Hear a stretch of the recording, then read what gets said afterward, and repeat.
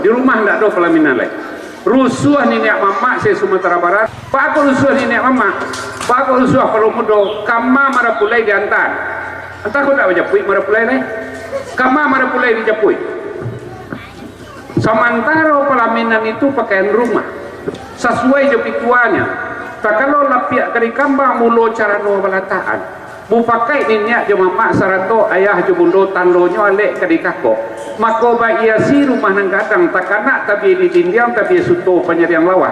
Batirai balangi-langi kebantang lapiak permadani bagambar singo makan orang talelo kain jajakan.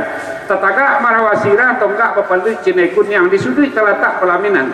Dia pi bantal suok kita bantal kadang orang namokan bau pi basalu ales pucuk paku galong-galongan akacino jangkau-jangkauan camin kaciak bintang tatapu di tengah marapih camin di tapinya di tengah bacamin bule pencaliak adat di pusako itu menjadi kebasaran.